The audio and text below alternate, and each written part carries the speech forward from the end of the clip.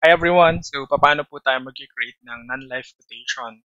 So, example natin is for travel insurance. Yung specific link ni Christine. And dito sa Bolt IMG brand, click lang po natin to. Travel insurance. Okay? Tapos dito naman, edit ko muna yung details. I-reset ko muna siya. So, ito yung example natin, no? Gawin muna natin itong mga specific na data. Kunyari, destination niya is, say, Vietnam. Tapos, yung departure date niya, let's say, for example, on the 10th, December 20, yan, ng PM.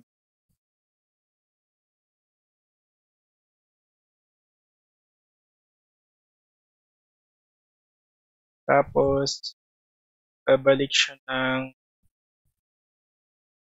let's say, on the 25th ng 7 PM naman.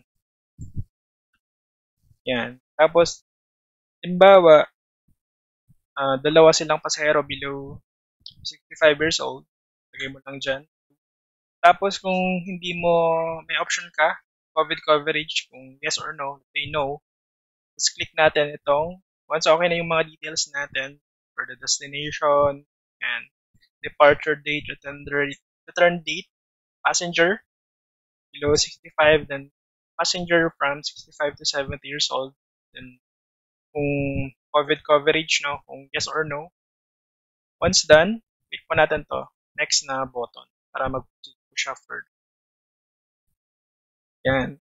Tapos, lagay mo yung details mo dito. Let's say, fill up natin yan. Then, tick po natin to. Yung in compliance with the Data Privacy Act.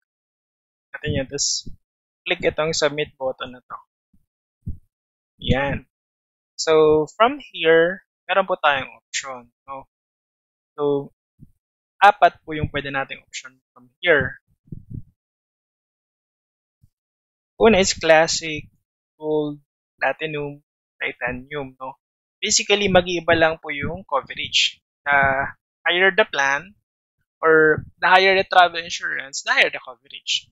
Yun lang po yung idea niya. For Classic, that's around 500,000, Gold, million, Platinum, 1.5, Titanium, 2.5 million.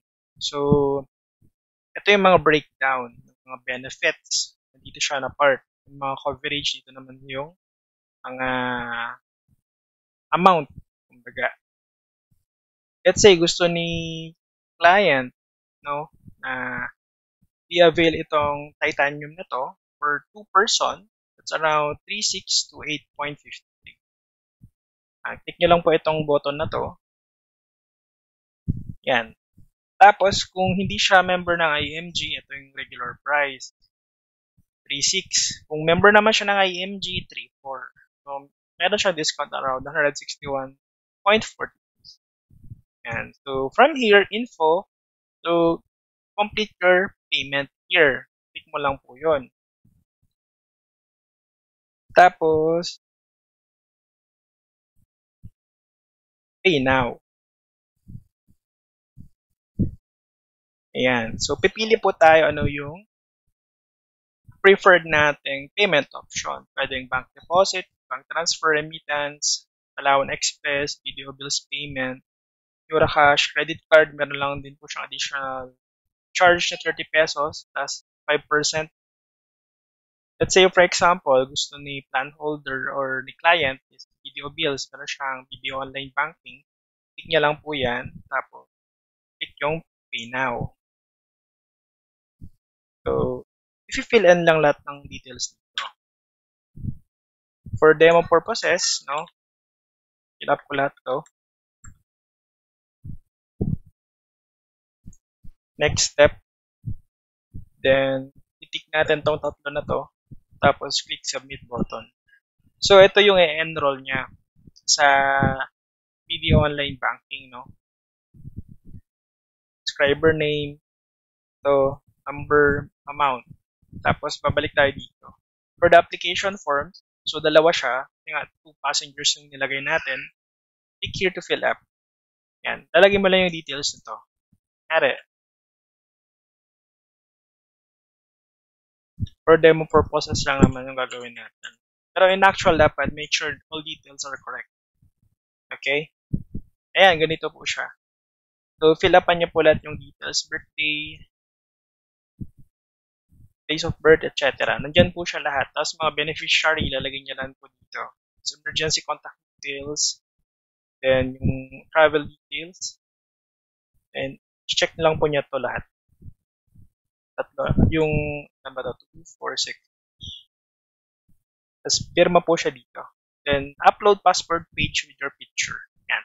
Ganyan mo lang siya. Tapos, once done, mga details dito, click yung submit form. So, ganun lang po siya. If you have questions, let us know para mag-guide po namin. Thank you.